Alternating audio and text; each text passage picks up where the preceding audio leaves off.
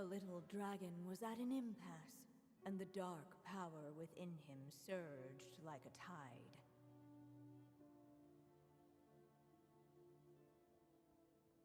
Unchecked, the darkness engulfed everything around it, including the little dragon's soul. The little dragon's story faded into nothingness, and in the world beyond the castle, only the evil dragon's tale endured. Is this me? And so the story ended, with the little dragon fading from sight, leaving nothing but the evil dragon's shadow in his place. Oh no! That means Durin... What do we do now?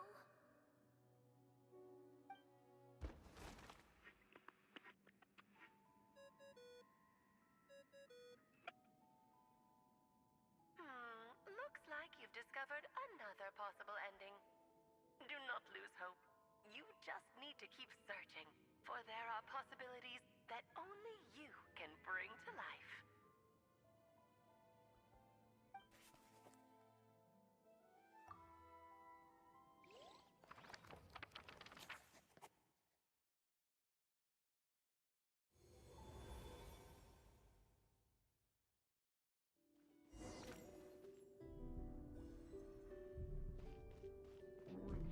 Dare to hold this power map, or would he simply give in?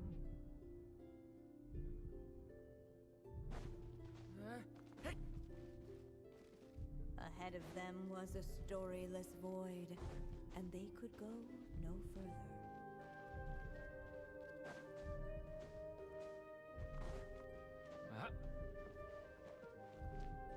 Would he dare to hold this power map? The little dragon and his companions blank. Blank again.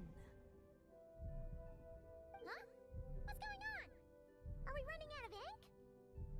Once the ink runs out, is that the end of the story? I had a feeling this would happen. What's happening to the others? Now that the story's ink was spent, all that lay ahead were blank pages.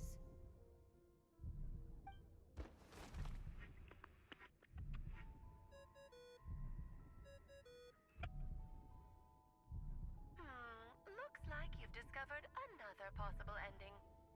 Do not lose hope. You just need to keep searching, for there are possibilities that only you can bring to life.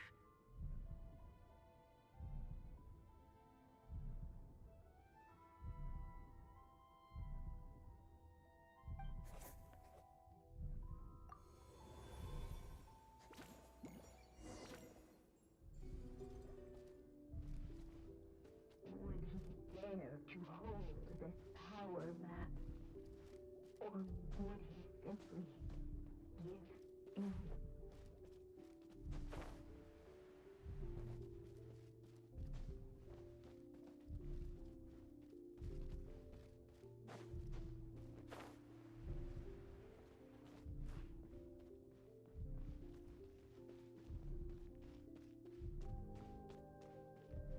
Would he dare to hold this power map, or would he simply give in?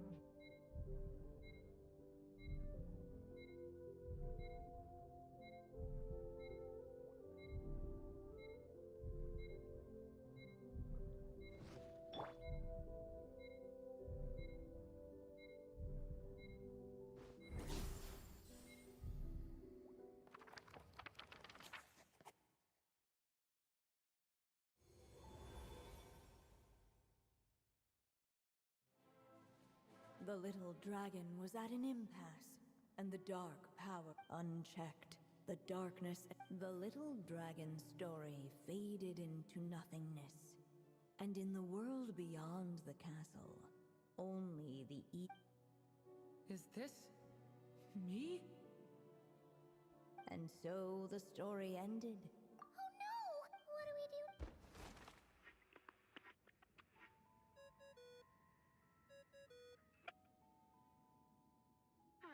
Looks like you've discovered another possible ending. Do not lose hope. You just need to keep searching, for there are possibilities that only you can bring to life.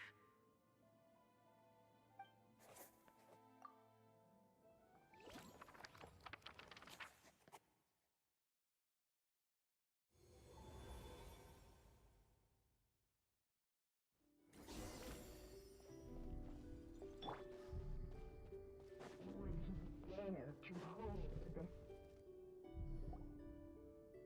Returning to the castle. I just never thought crossing over into a new world would create. I'm starting to think I. You might look back on it with Why? sometimes. Moving on with your life. You don't have to worry, Durin. No matter what problem. Okay. Son?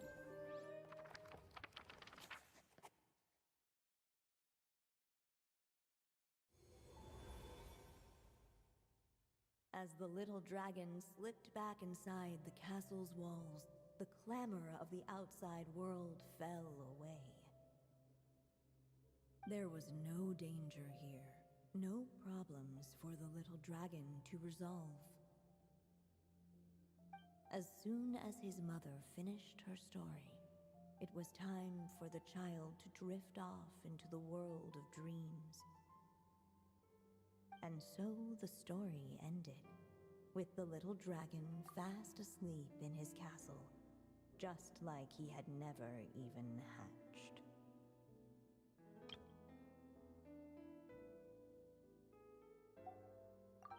What's going on? I feel so weak. Hey, what's happening? Durin, wake up! But this can't be how it ends. Durin promised to bring back everyone's memories. There's no way he'd accept an ending like this.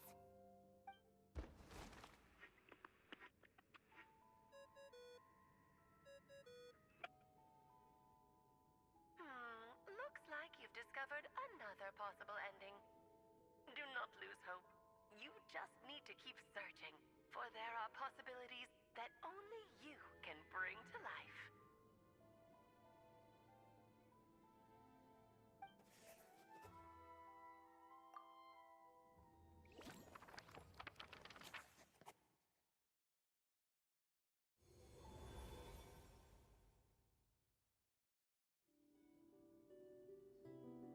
What's going on here?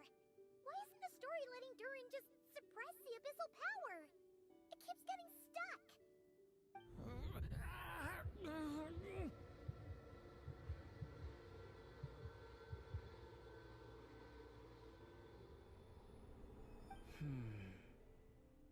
It seems the act of suppressing the power counts as an event in the story.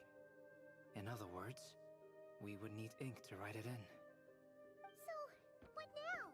Did we use too much earlier? How are we supposed to write a happy ending with only this much left?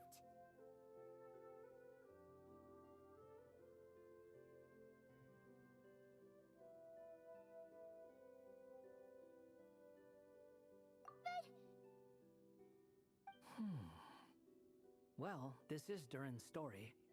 As long as he's alive and well, why should it end?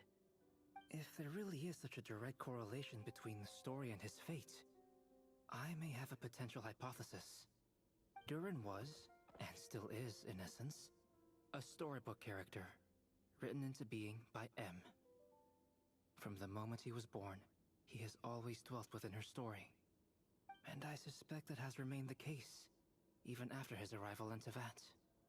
Reviving Durin in the evil dragon's place was an act of grafting this Durin story onto the latter's fate.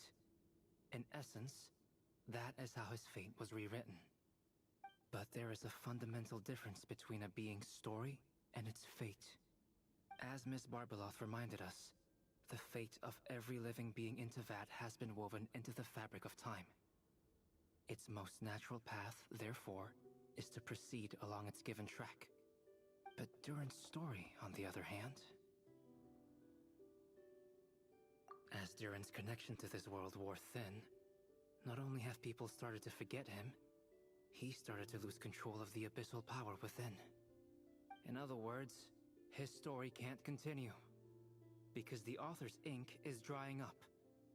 That's what it seems like to me.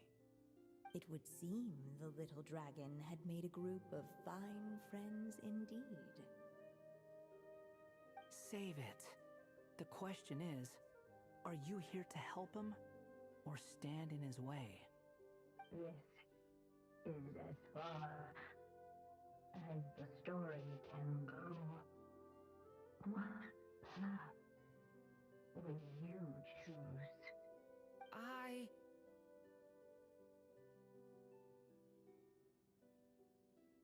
I suppose the final decision is up to me.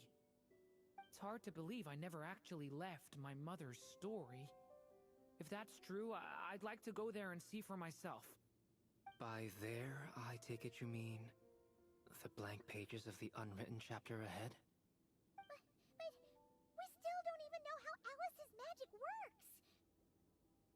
If Durin belongs inside the story, then going outside of it to some unwritten part, isn't that too risky? I'm not afraid. I second that. It would seem this is one answer you need to go seize for yourself. So be it. Whatever obstacles stand in your way, we'll tear them down together.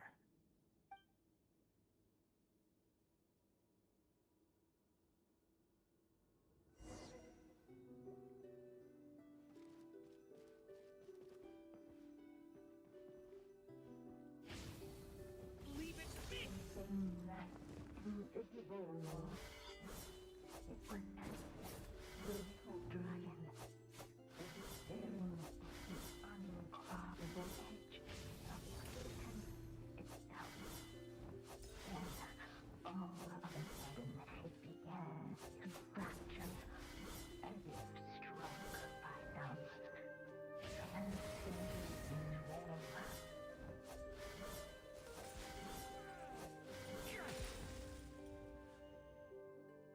Gotta keep going.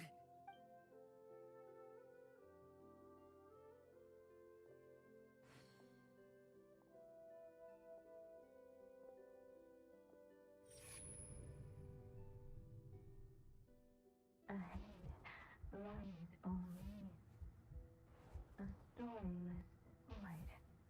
My consciousness is slipping away. Keep going, Durin. A pure soul is your essence, not an empty void. I feel so weak. Stand tall, Durin. You are not some amorphous idea. The body I made for you is flesh and bone. Am I truly alive? Yes, Durin, but you must keep going. You're as alive and real as I am.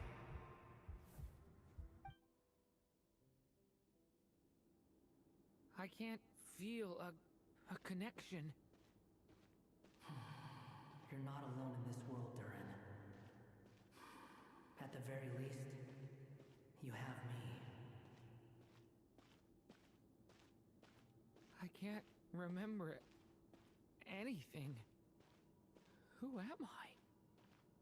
Your name is Durin, and there are many who still remember it. My name is Durin. You're taking too long. Come on, Durin, run!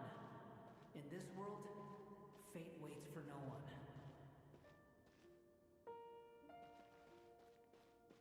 Wait! Where am I meant to go? What am I supposed to do? Go make your wish come true, Durin. My wish?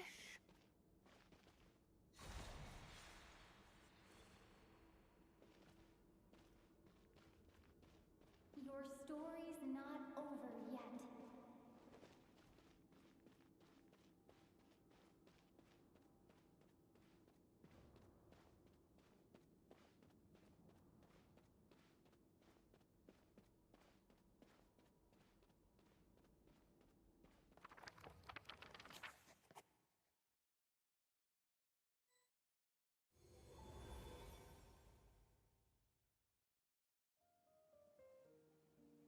Silence, huh?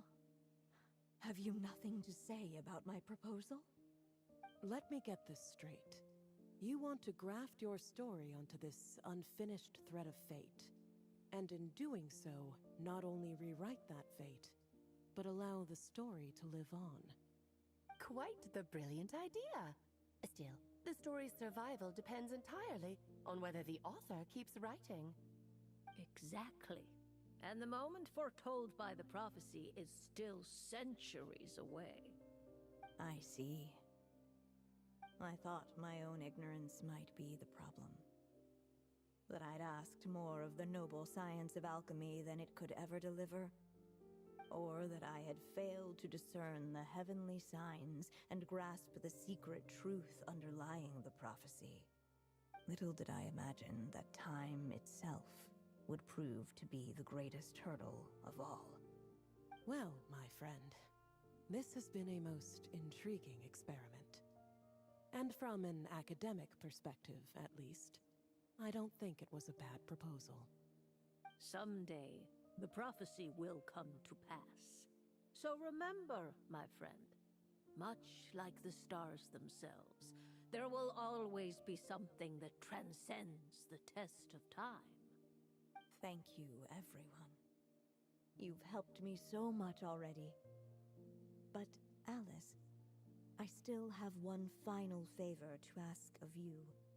Will you lend me your magic one last time, just enough for me to keep his story alive until the prophecy is fulfilled? You mean you want me to extend your lifespan? No, not in that sense. As Rhindaughter once told me, the laws governing life and death are among the most unyielding in this world. I'm well aware of that. Whether it lasts a day or an age, the span of one's life is determined by fate alone. If I tried to breach that law by force, I'm afraid I would lose what makes me human. This is not a path I want to go down. If I am to die, then I shall die a human. So, what is it that you want me to do? I would like you to send this pen of mine into the future. I see. Then perhaps there really is a way I can help. I could create a kind of story magic to take over the writing once you're gone. Oh, but for it to work, you would need to provide enough of your own words for it to learn from. How much? Oh, an immense amount. So much, in fact, that you would have to spend the rest of your life writing. And even then, I'm sorry to say, it would not last forever. No matter how much you write, there is a limit to the number of words you can leave behind. But the world itself will never stop changing. Someday, perhaps, even your entire corpus will not be enough for the magic to continue describing this world. And when that happens, the story will end. Still, it's worth a try.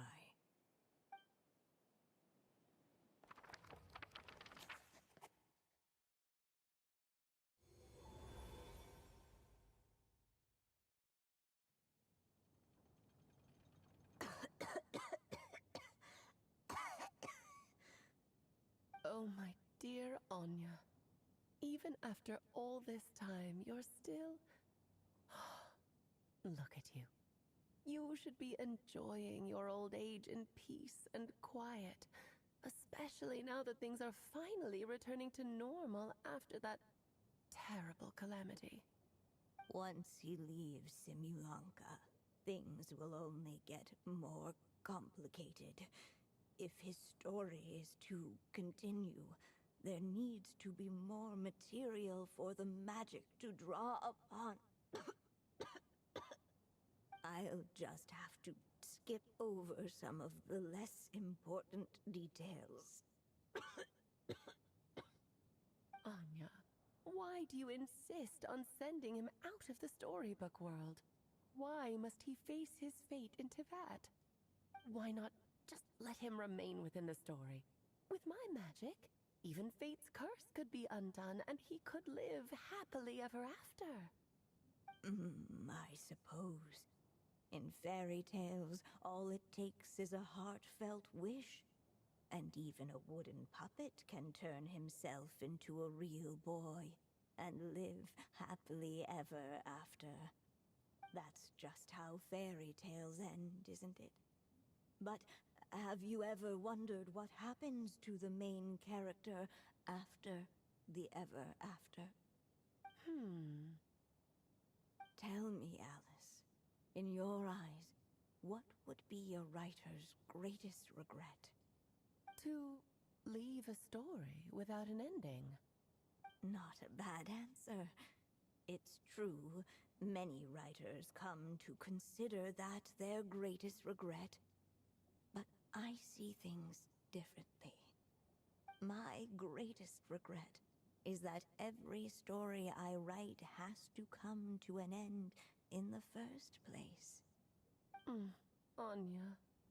No matter how brilliantly a character shines, the moment their story ends, their potential is lost forever.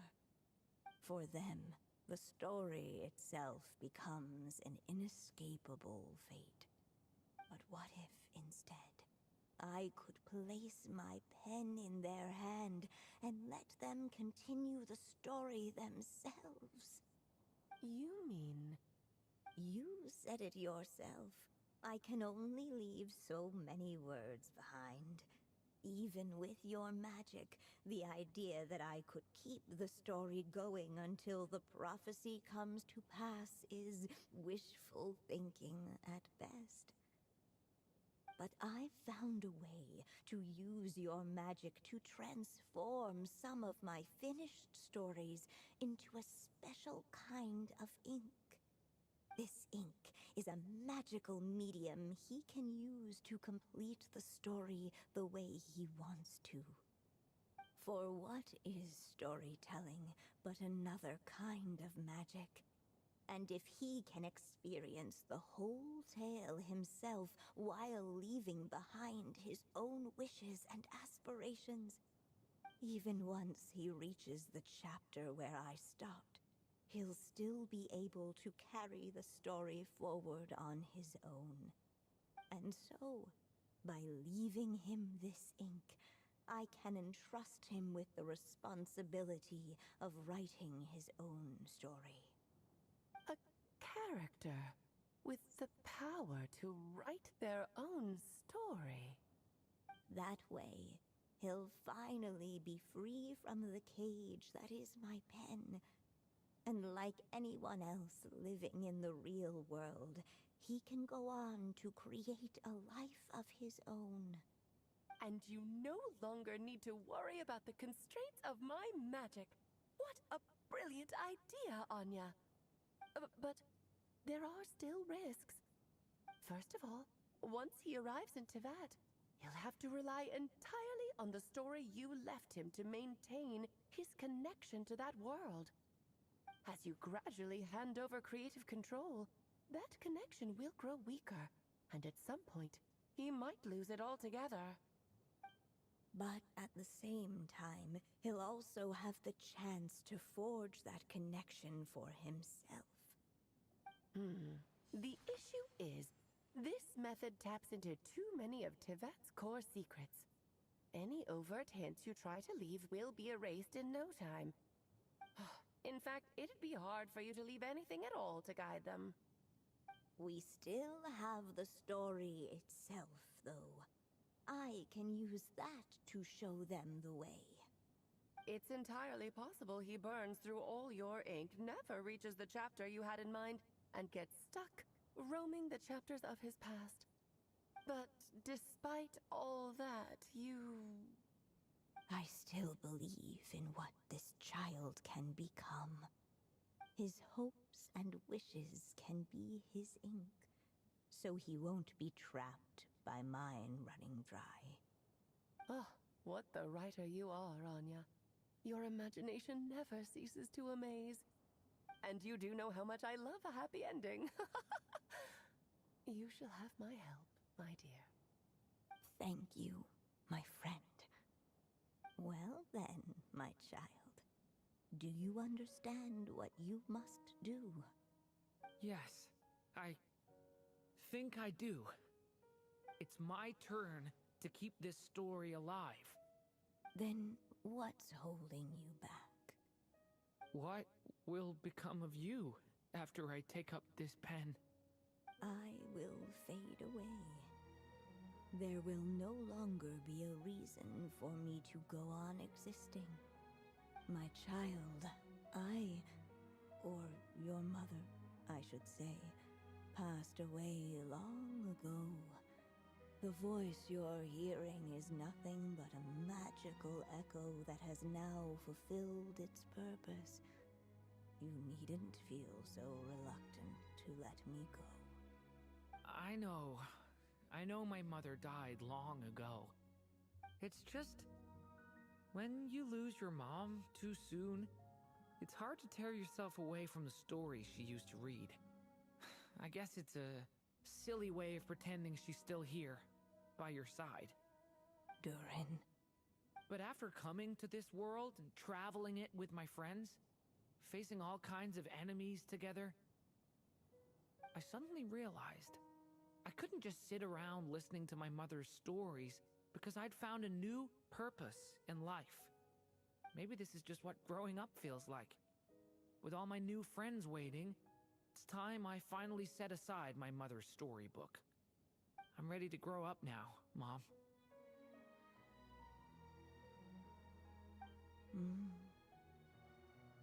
Then take this. A gift I should have given you a long time ago.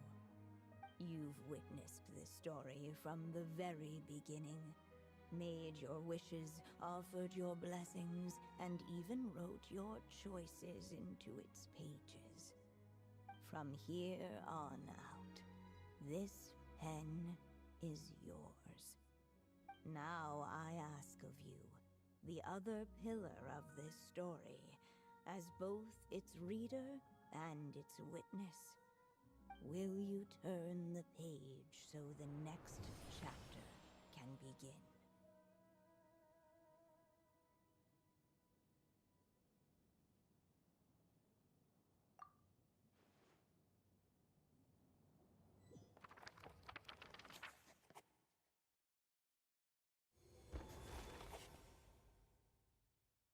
Suddenly, and without warning, the powers of darkness struck. The question was, could the little dragon prevail? Alas, it was here that the story witch's tale had to end. But Durin's tale, on the other hand, had only just begun. Stepping into his mother's memories, he picked up her pen. And so the story that was ending began anew. He had made up his mind to challenge the fate that barred the way ahead.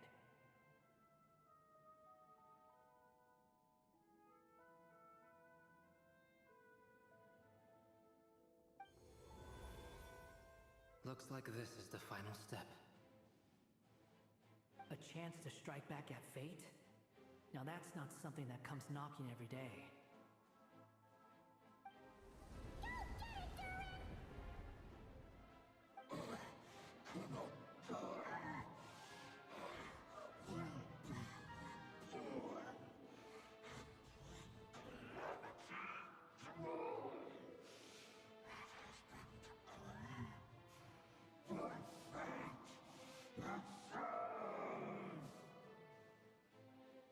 No, that fate no longer defines me. In the end, only my story shall endure.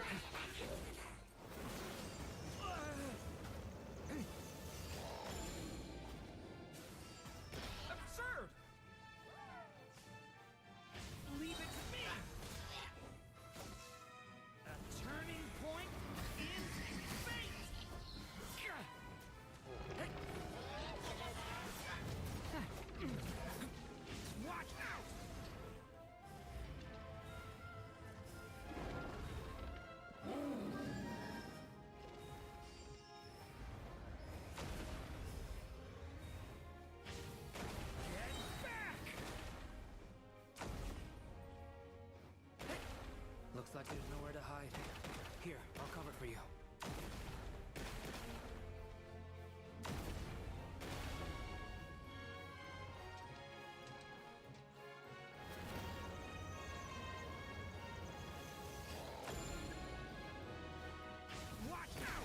Story's not over yet.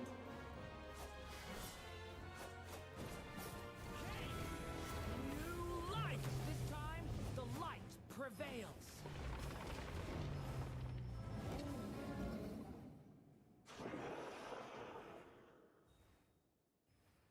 Thank you, Mom.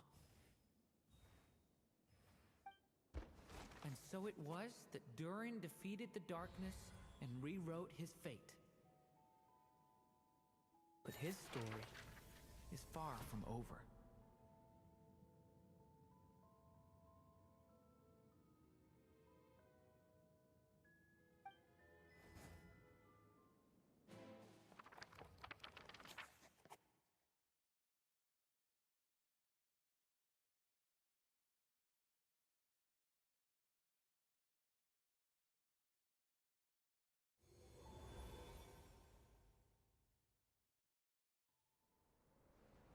Is everyone okay?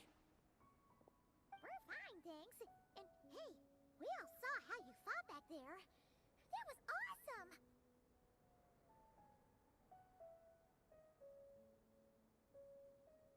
I have to admit, I do feel like something in me has changed.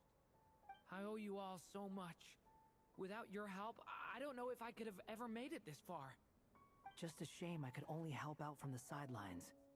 Like I said before, it's not every day that you get to put fate in its place. Well, I'm sure you'll hear it someday. Hear what? The chance to strike back at fate knocking at your door. Yeah, maybe someday. Allow me to just check one thing.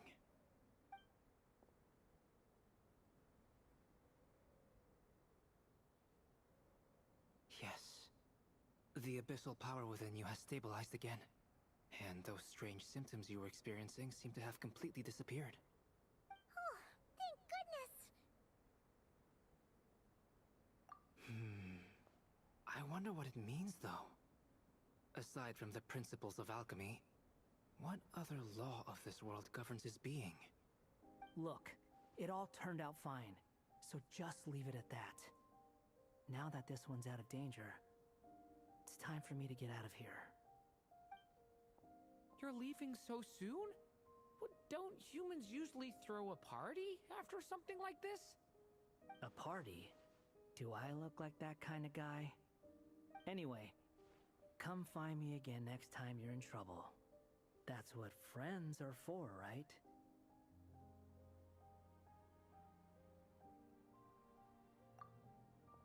In a way, though, he is right. This is Durin's moment to celebrate, not the time for academic discussions. Hey, I don't blame you for asking. And honestly, I'd be perfectly happy to talk about it. It's just, I wouldn't even know where to start. It's all right. I'm sure we'll get a chance at some point. After all, your story's only just begun. All right then. Traveler and Paimon, we'll part ways here. Given the extraordinary nature of the things we witnessed today, I need to make sure it's all recorded properly. Okay, see ya! So, it's party time next? Huh?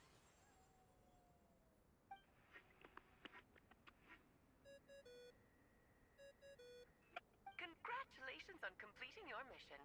Now then, as per our agreement, it's about time you returned that book. She must have known the moment we finished. Just like she said she would. I've heard dressing appropriately is a must for socializing.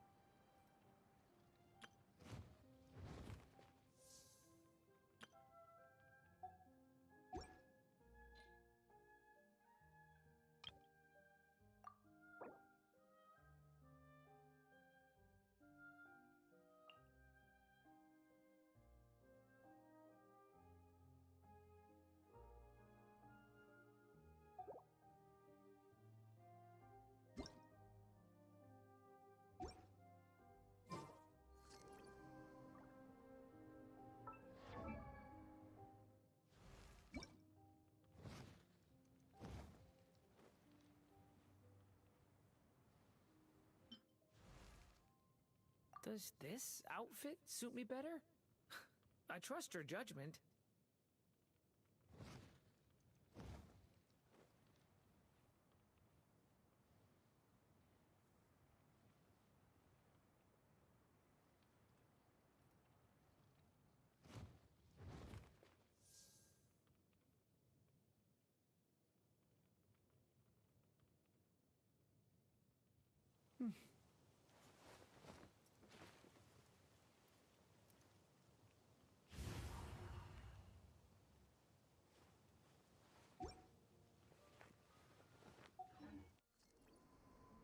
I still have so much to learn about human interactions. Like, where should I put...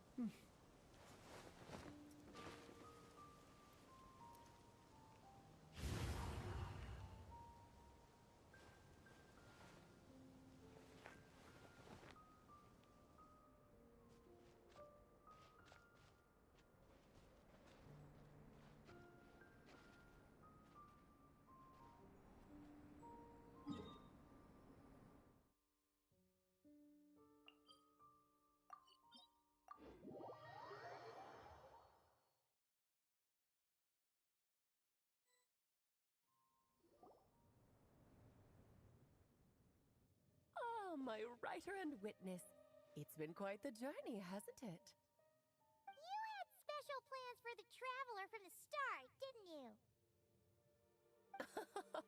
But of course, that goes without saying. For a story to live on, it needs both a writer and a reader. Only then can my magic take effect.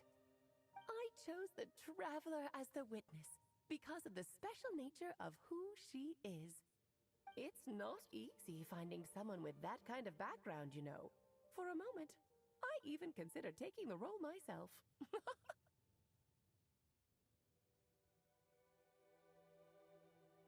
At least it made for an interesting story, right? Huh? What are you doing here, tone-deaf bard? With the Hexencircle carrying out such a risky experiment in Mondstadt, it didn't cross your minds that the Animo Archon might be slightly curious? Sorry for the trouble, Lord Barbados. Think nothing of it. I dare say the Animo Archon quite enjoyed coming along for the ride. Now then, as agreed, let us see the fruits of your labor. Here, please take a look. Well. Somehow, despite all my careful planning, it still turned out to be full of surprises. It never even crossed my mind that Rhindotter's child would be capable of handling that kind of alchemy in her stead. When he asked for help with the materials, oh my, I nearly couldn't believe it. If only the others were here too, we could all celebrate together. I'm right here, you know. The only one who hasn't responded is the one busy stuffing her face over there. Is that you, Barbie? A little late to the party, don't you think? Come here, child. Let me take a closer look at you. All right, Aunt Seer Witch. Here I am.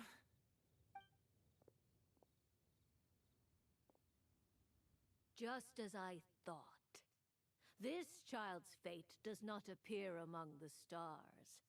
Anya has accomplished what almost no one before her could. What does that mean? Child, all you need to know is that you're very lucky indeed. Oh.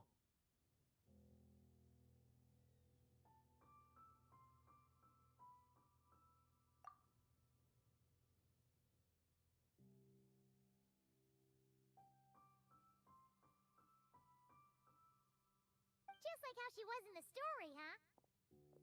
Tell me, little Durin, what will you do next? I, for one, cannot wait to see how your story unfolds. Well, there's so much I want to do. I'm not even sure where to begin. How about settling your most recent regret?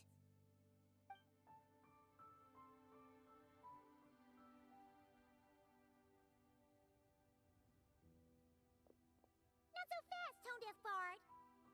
What exactly exactly did you just tell Durin to do? To make a long overdue wish come true. Thank you once again, Alice. How much time do you have left? I believe these should be my final moments. Just enough time to say goodbye to my dearest friend. This feels like having to say our final goodbyes all over again. I don't like it. Not one bit. I don't know how to respond to that. Strange. You were always such a cheerful figure in my stories. I even dubbed you the Merry Witch, you know. Oh, please. You know full well it was your stories that first taught me what true pain and sadness felt like. Huh. Aside from saying goodbye to me, shouldn't you also leave a few words for the child? Since the book will be his to continue, why don't you write him a little parting note? There's no need. His mother already did that long, long ago. All that remains is for me to convey it on her behalf.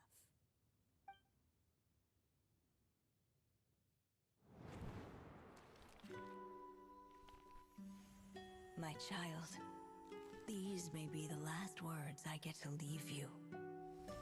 I've always thought of the characters in my stories as my children, loving each one of them, just like a mother would. But you are the most extraordinary of them all. You alone can defy the fate of this world and write the perfect ending to my story. You alone shall leave these pages for a future I will not see. Still I say to you, fly, my sweet child. Just like a forest breeze yearns for the open sky, head into the unknown and seek an adventure to call your own. If you meet a dragon bright as 1,000 jewels, dance through the air together. You are not alone, for this world has accepted your place in it. Do not lose heart.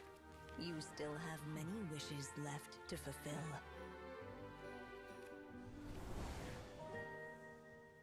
A long tale awaits you, my love. Let songs and flowers be the ink that fills its pages. Take my pen and use it to continue your story.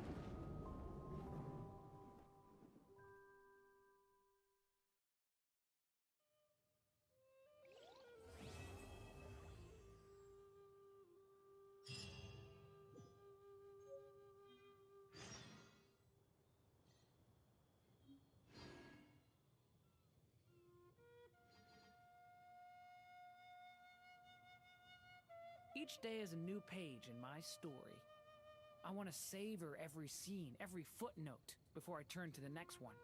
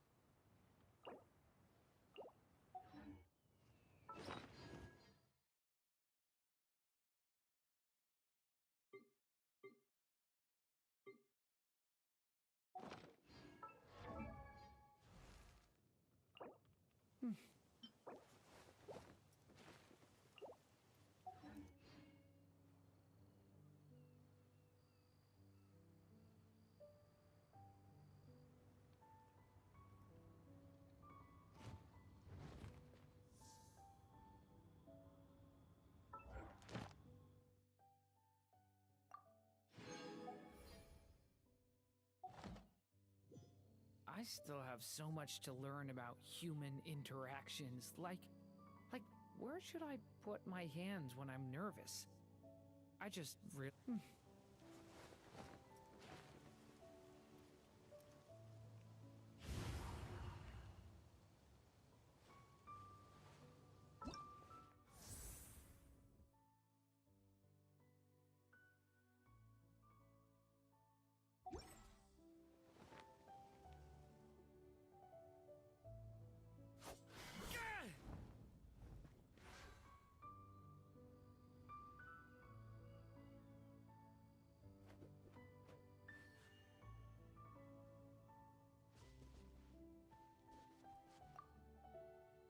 There you go! Your very own copy of the book. We wouldn't want one of the story's key witnesses to leave empty-handed now, would we? Of course, this copy isn't magical in the same way, but rest assured, all the twists and turns are still there.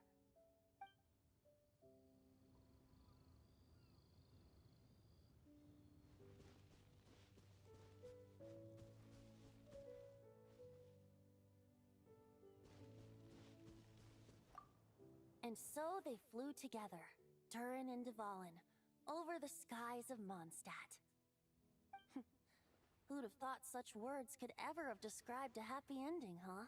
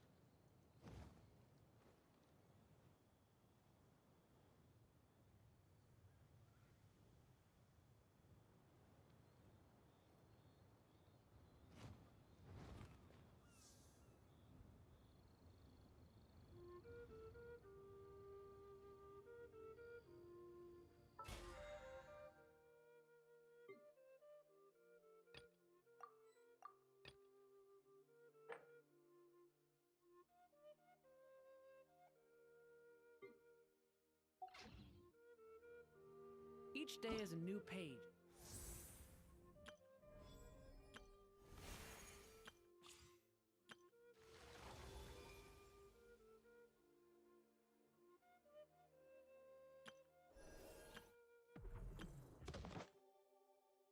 In my story.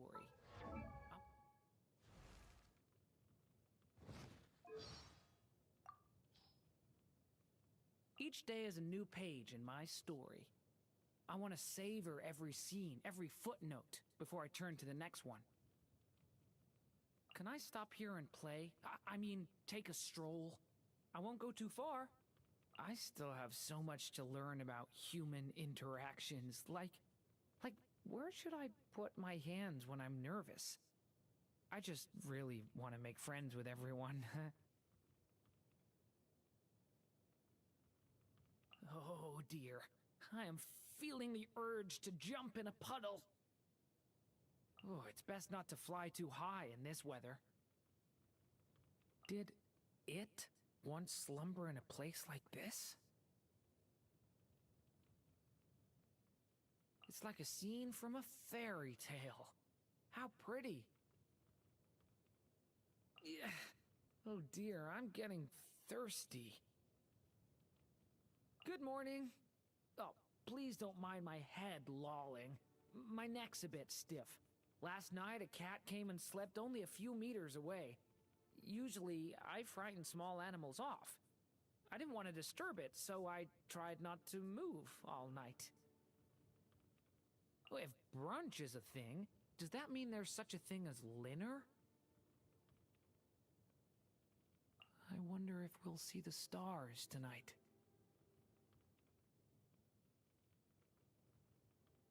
There's nothing more peaceful than curling up in your own tail for some good sleep. You think I'm getting more mature? Well, I mean, I'm not a little kid anymore, so I have to start acting more grown up. Besides, the last thing I want is to stay stuck in the past. I can feel this vast, almost frenzied power lurking deep inside me. Fortunately, Albedo's alchemy is flawless, and this abyssal power within my form is kept in check. It's as though everything is in equilibrium, preventing the possibility of overflow or corruption. As such, there's no need to fear that I might lose control or hurt anyone. I know taking the name Durin for myself in this world invites criticism. Replacing Durin of Dragonspine means that I've stolen his right to resurrection. Admittedly, this is selfish, but at the time, I yearned to be human. I wished to be a real part of everyone's world, and to bring more good to it, too. I didn't want to reject that opportunity. I don't regret the choice I made. Maybe it's like Albedo says, all life can be selfish. Either way, I can't speak for the other Durin. I only wish to walk my own path, to do right, so that when the name Durin passes people's lips, it's accompanied by beautiful memories.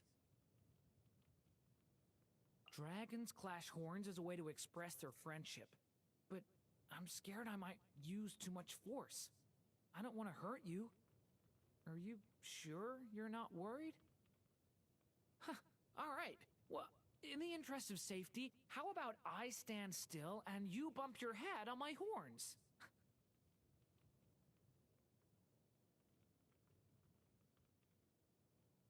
One of the effects of the abyss is that it can increase the power of living things. My current form serves as ample proof of this phenomenon. Though I can't fully control its power, my unique constitution seems to give me the potential to use the abyss in service of good. Controlling it is hard and requires immense concentration. Otherwise, any missteps I take could hurt those I hold dear. To avoid this, I must continue to learn and practice. I believe this vision serves as recognition of my efforts.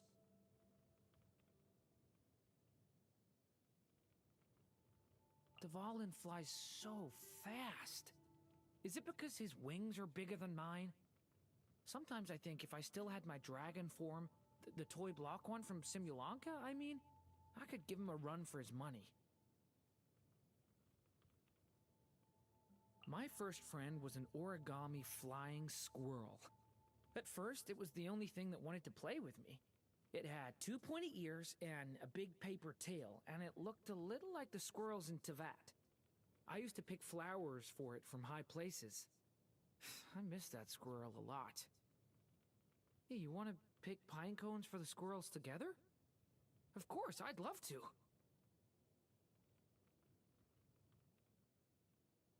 Ever since taking up my mother's pen, I've diligently committed each day's stories to paper.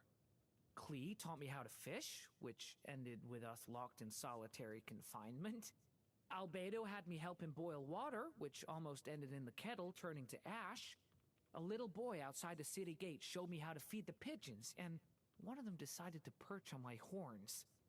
I'll continue to fill the pages of my book, and maybe, when I'm turning the pages one day, I'll hear a familiar voice quietly narrating, "This is a wonderful story indeed."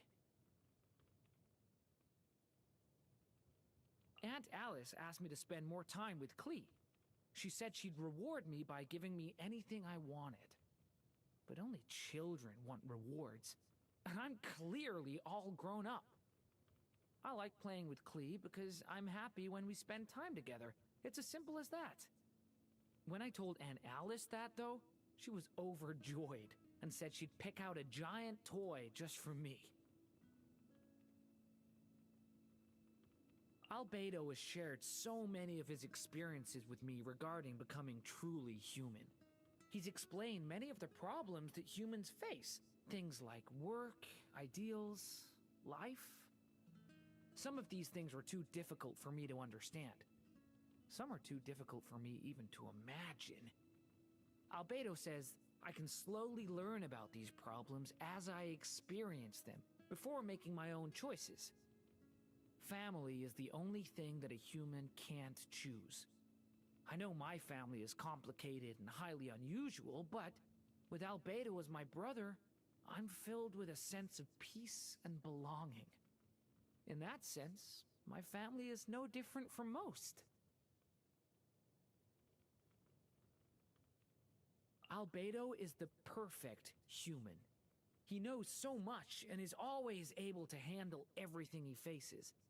He's sincere and friendly to those around him, but sometimes I feel like there's another side to him, one no one would expect. Like how he takes decisive measures to achieve his aims. I don't know where this uncanny intuition comes from. Perhaps it's a sort of resonance between beings who share a species. Shortly after leaving Simulanka, I followed Hat Guy to Sumeru. The academia was so big and so beautiful, and there were so many books. It's only now that I'm learning to read and write that I suddenly understand how stressful it must be studying there. Not that there weren't times when people had time off and came to Hat Guy to play cards, chat, or even share delicious food. Like the one with the large ears, or the one with the hat that had even larger ears, or the one who looked like a small wolfhound. I've asked Hat Guy if they're his friends. He always complains about how noisy they are, but he's never denied their friendship. We share some similarities, he and I. He always seems to know what I'm thinking, and then guides me as someone who's already seen it all. Whenever I tell people, don't get too close, I really want them to resolutely refuse. That's what Hat Guy does. So even when he says he wants to be alone, even if he deliberately tries to discourage me, I always stick by his side.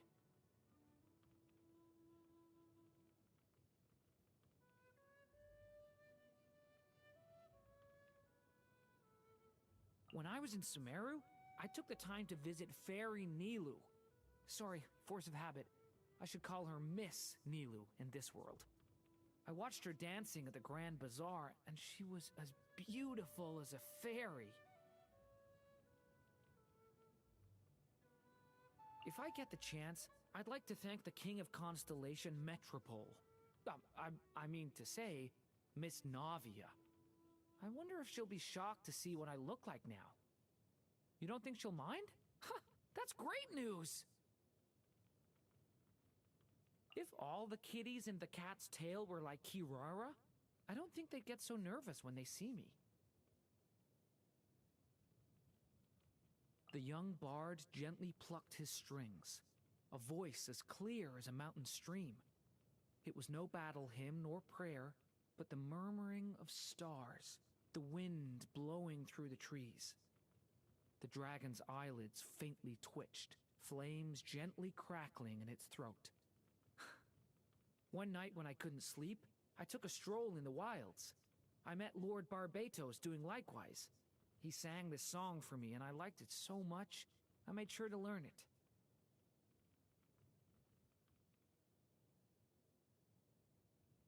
After Miss Lisa sets homework for me, she makes me sit at my desk to complete it. One time, when I was exhausted, I stood my book up on my desk so it blocked her view and tried to nap in secret. And when I woke up, she was standing there, smiling. It scared me stiff, but before I could finish apologizing, she praised me for learning the most valuable lesson. I think she was talking about my willingness to acknowledge my mistakes. Oh, so you don't think that's what she meant?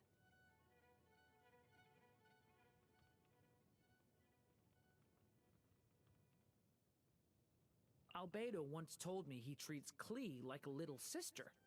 Klee likes to call me Big Brother Durin, too. I guess I am technically her big brother, though I haven't been human for very long. If we're talking about human age, is she really my little sister?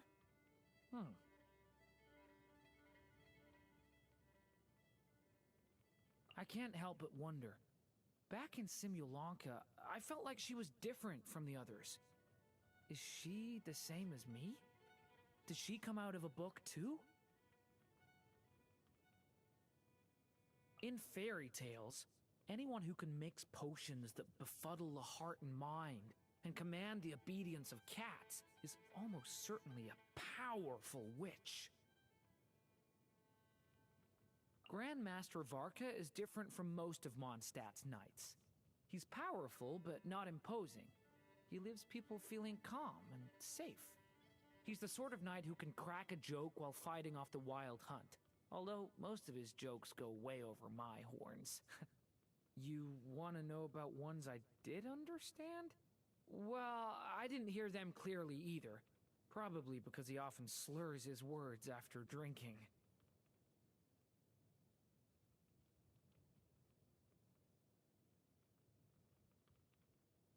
Before I came here, I spent most of my time living inside my mother's stories.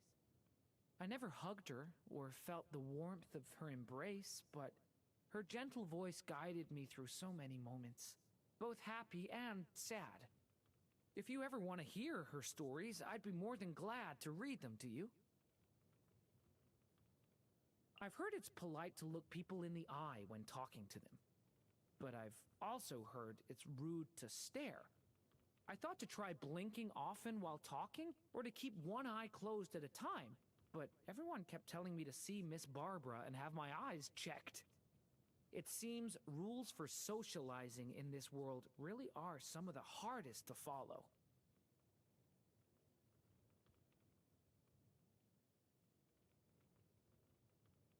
For a while, I could hear this strange voice inside my heart that made me question whether I was truly me. There's dragon blood flowing through my veins. Will humans fear me because of it? One time, I dreamed that all the toy figures in Constellation Metropole were throwing stones at me. When I woke up, I was surrounded by a shower of confetti. My friends in Mondstadt had decided to throw me a surprise birthday party. That was when I realized the strange voice in my heart wasn't draconic influence, but my own insecurity and self-doubt. I'll never forget it. The light from the candles on my cake illuminating my smiling friends. That was the moment I emerged from the fog of uncertainty. Before we left for Nodcry, Master Jean and Albedo warned me that we were embarking on a journey of great danger, that wherever we end up facing may be far more serious than I could imagine. They respected my choice. They just wanted me to consider things fully before joining them, but when I heard you were in danger, I requested that they let me join them immediately. Only after seeing the wild hunt up close did I understand what danger really is. The scene was far more terrifying than my mental images of the ground giving way underfoot, the Titanium mines collapsing in on themselves. No, I don't regret my decision, but I was scared. I was worried I would be unable to help. It left me on edge. I'm sure you noticed. Luckily, everything turned out well, and now I feel comfortable accepting everyone's praise. Right now, everything in Mondstadt is new to me, and I want to explore it all. Wine? No, I can't drink wine. At least not yet. The animals in Tevat aren't made of folded paper, and I don't have sharp claws anymore. I thought maybe I'd be able to pet them now, but whenever I try, they just run away, scared. I love eating meat. Big chunks of it. But at the moment, it takes me a long time to finish. Using a knife and fork is a little complicated for me. I can never remember which one does the cutting. I love eating meat. Big. Excuse me, could I have a smaller portion of vegetables on mine? Or perhaps no vegetables at all?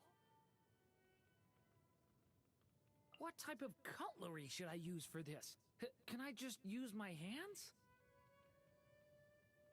Thank you. Societal expectations demand reciprocity, so let me treat you to a drink.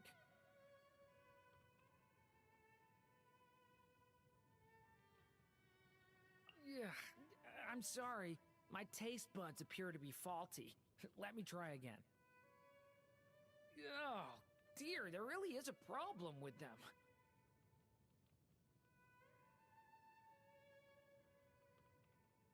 It feels like your birthday's come around so fast.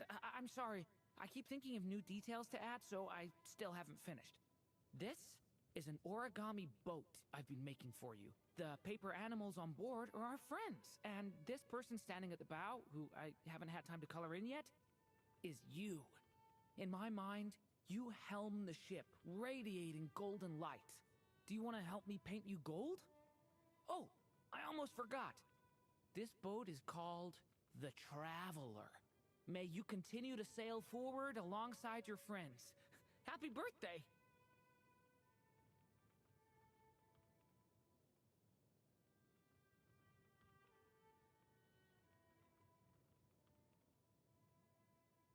A legend told of an evil dragon who hoarded glittering gems behind the high windows of a castle. A wandering hero ascended the ramparts, only to find the dragon, its scales covered in stardust, pushing the fragments of fallen stars with its snout, as though helping lost star spirits back on their paths. The hero threw down his sword and spoke with open palms. I come from beyond the stars. Please permit me to help.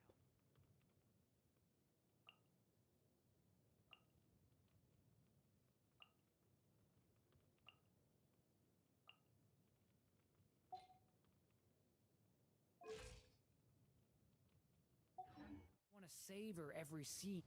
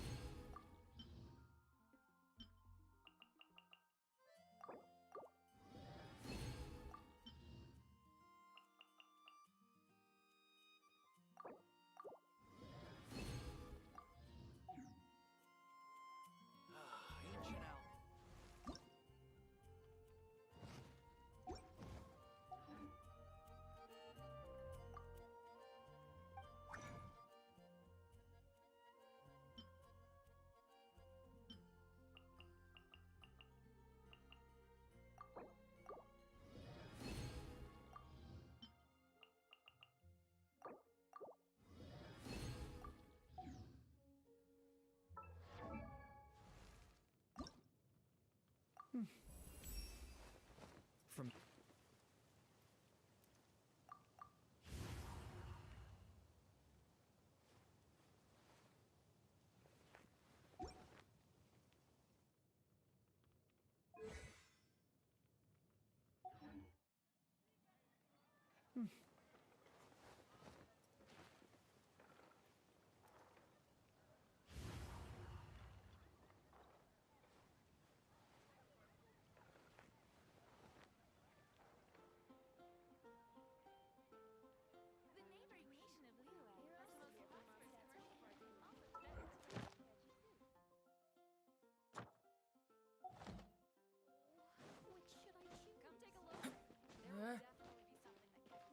Ad Astra. Thank you for Ad Astra.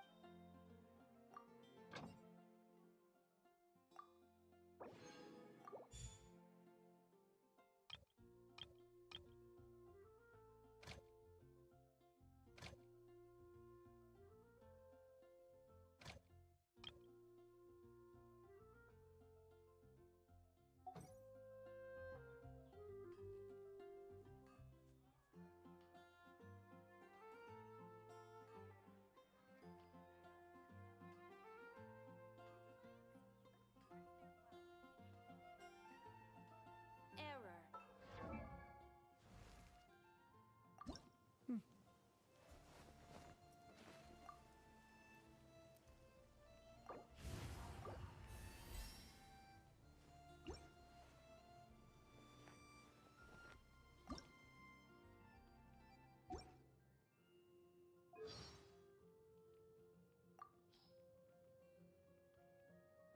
From that day forth, the high windows shone through the night as the dragon led the hero to patrol the cosmic shore.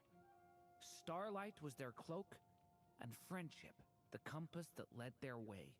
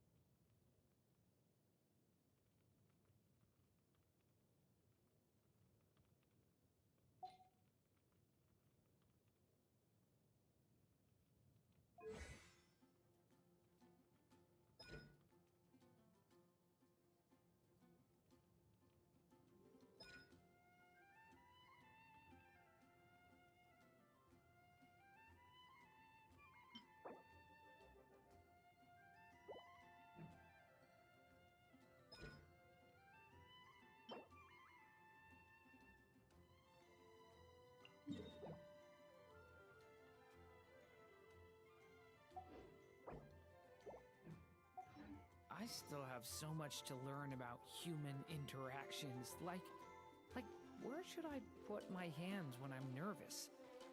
I just really want to make friends with everyone. Huh?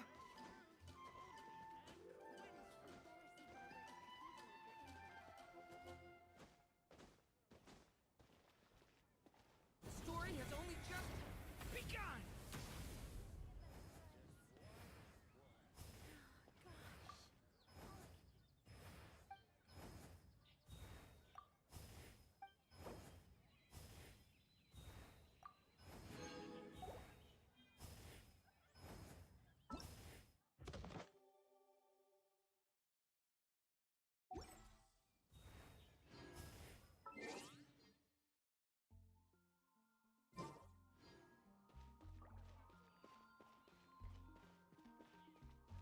Better see Barbara at the cathedral if you're injured. I swear on the Archons, I can't go any lower.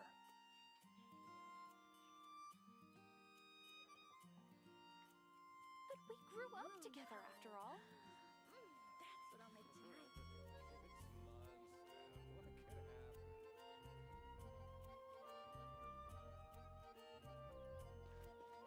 Dandelions? Of course they're flowers.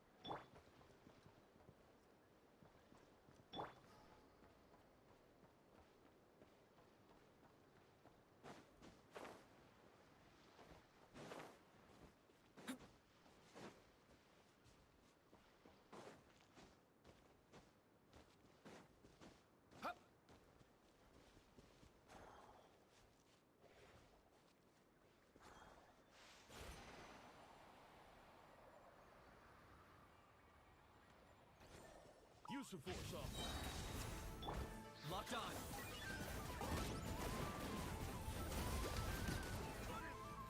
Everybody stand back!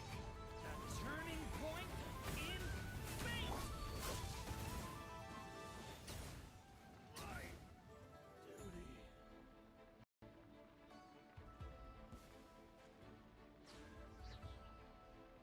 Resistance is futile. Save yourself the pain.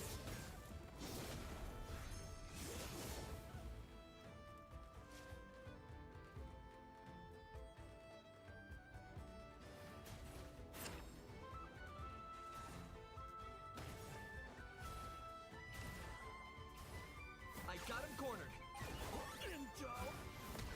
Send.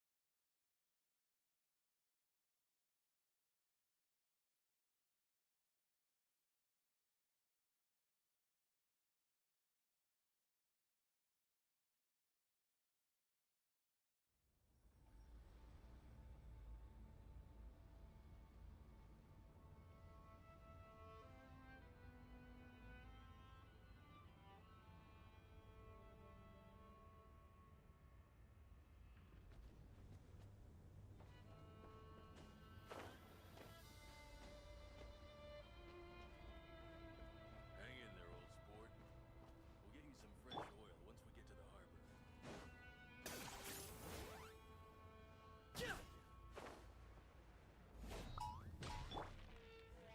Don't be scared. Ready, go!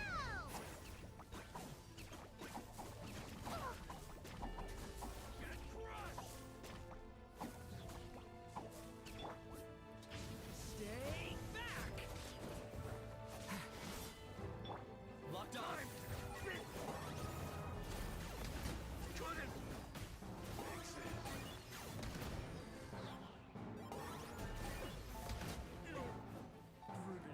sharp. Get crushed!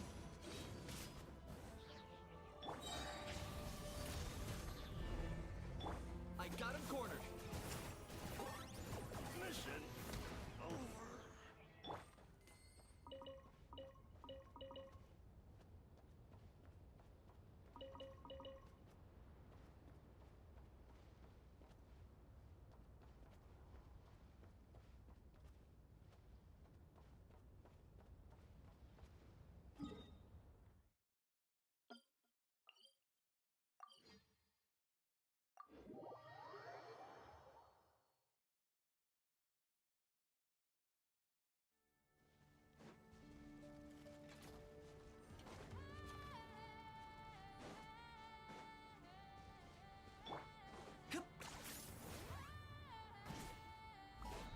Use the force authorized. Uruguay, you're up! Go get him, Uruguay! Resistance is futile. Save yourself the pain. That was unexpected. Kay!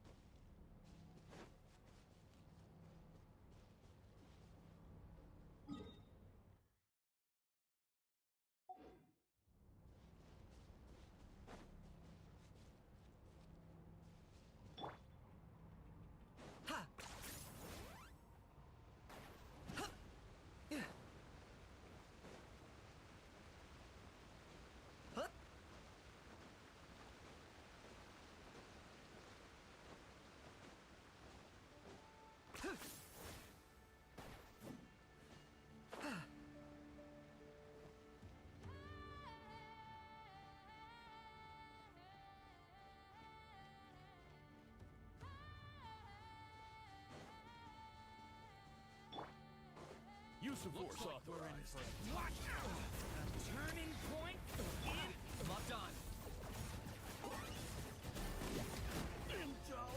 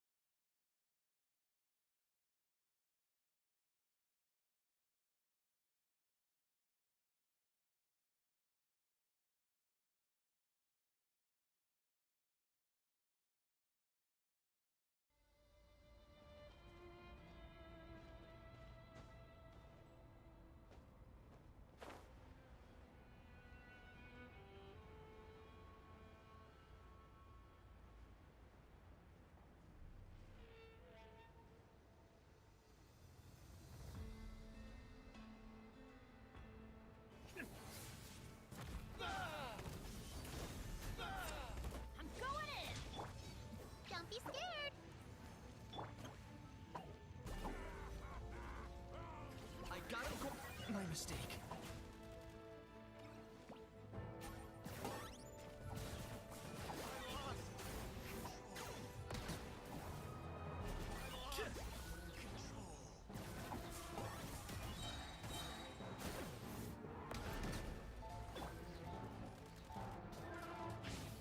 Powering claw!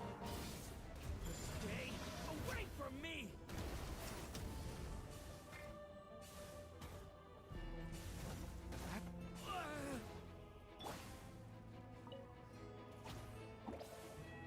Pain, pain, go away!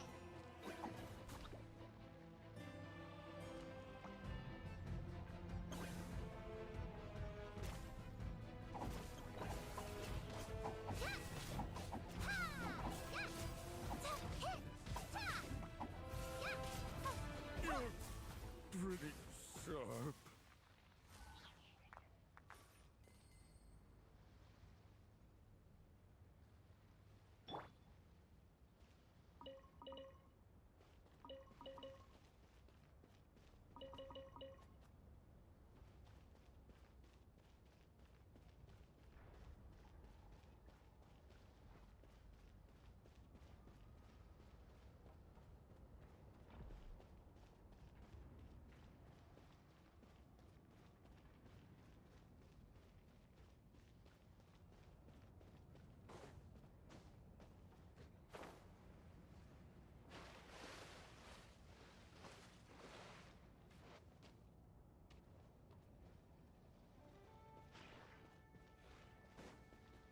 Use of force authorized. Thunder! Stay put! Get out of here! Out of the way! Save yourself.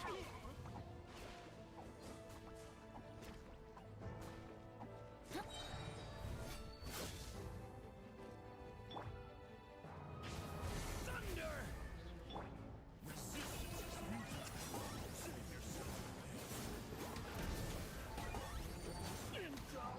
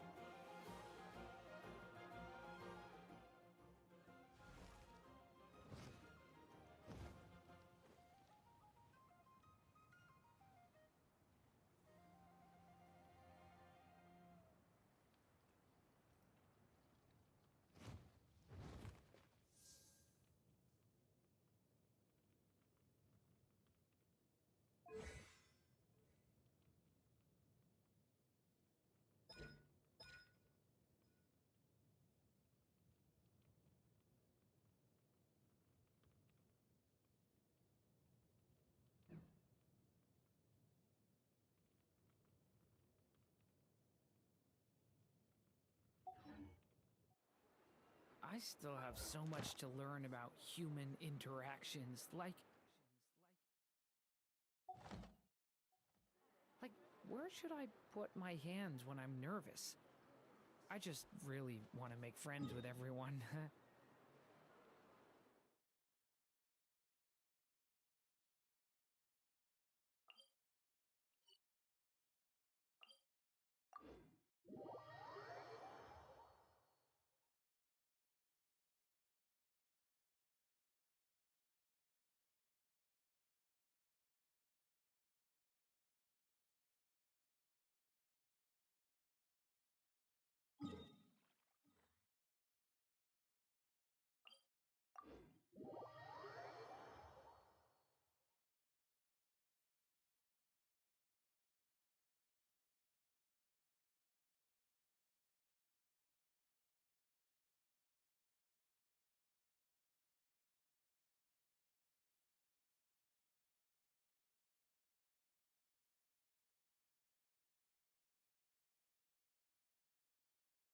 Oh dear, I am feeling the urge to jump in a puddle.